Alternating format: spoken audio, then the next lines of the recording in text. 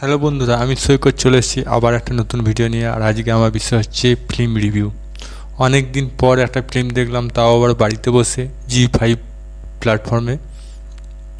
তো এটা একটা হরর ফিল্ম। তো আমার হরর ফিল্ম মন থেকে বলছি খুব ভালো লাগে। বেশিরভাগ হলিউডে হরর ফিল্ম হয়, হিন্দিতে অনেক দিন ধরে হরর ফিল্মের অভাব ছিল। সে রাজকুমার রাওয়ের স্ত্রী ফিল্মটা সেকেন্ড পার্ট দেখছি, তারপর আর সত্যি কথা বলতে হরর ফিল্ম দেখার সুযোগই পাইনি। তো আমার মতামত এটা যে এই ফিল্মটা কেন সিনেমা হলে দিল না। দারুণ ফিল্ম, খুব সুন্দর সাজানো গোছানো হয়েছে ফিল্মটা, খুবই মন ছুঁয়ে গেছে ফিল্মটা। বলার কিছু নেই, একদম বলার কিছু নেই, একদম মন ছুঁয়ে গেছে। আর রিতেশ দেশমুখ যত উন্নত মানের অভিনেতা সেটা প্রমাণ করেছে।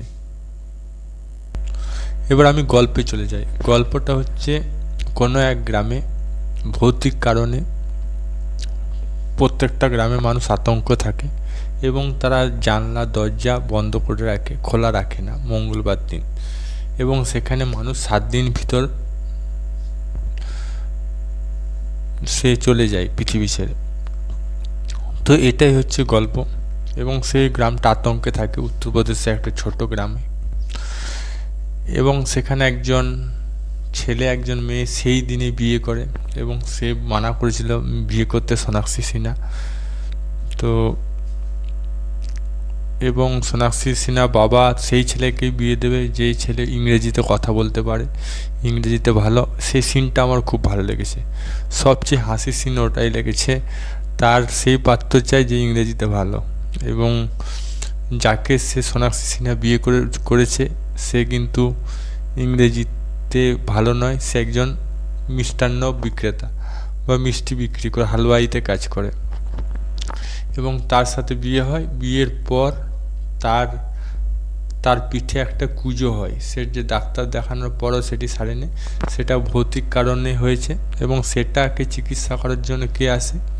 রিতেশ দেশমুখ। এবং রিতেশ দেশমুখ সেই ভৌতিক কারণটা সলভ করে। তারপর কি হয় সেটা পুরো আমি বলবো না, সেটা আপনাকে জানতে গেলে জি5 ওটিটি প্ল্যাটফর্মে দেখতে হবে। এবার আমি চলে যাই প্লাস পয়েন্ট। প্লাস পয়েন্ট আমার লেগেছে রিতেশ দেশমুখ।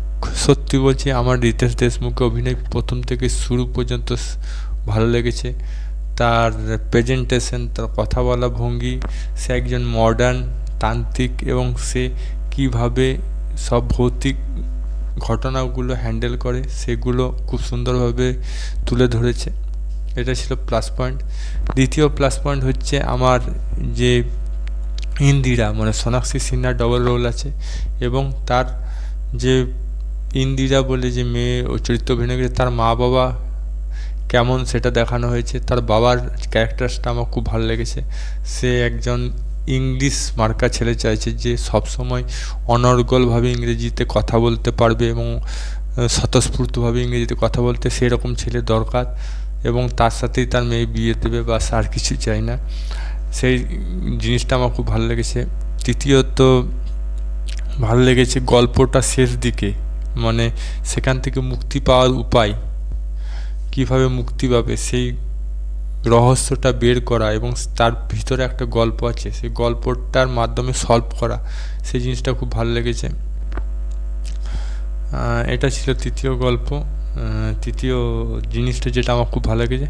এবং চতুর্থটা এন্ডিংটা সবচেয়ে মারাত্মক লেগেছে। এন্ডিংটা কিভাবে মিলন হয় এবং গ্রামে কিভাবে তার শেষ দিনে, ছেলেটা শেষ দিনে কিভাবে বেঁচে ফিরে, এবং তার যে পিঠে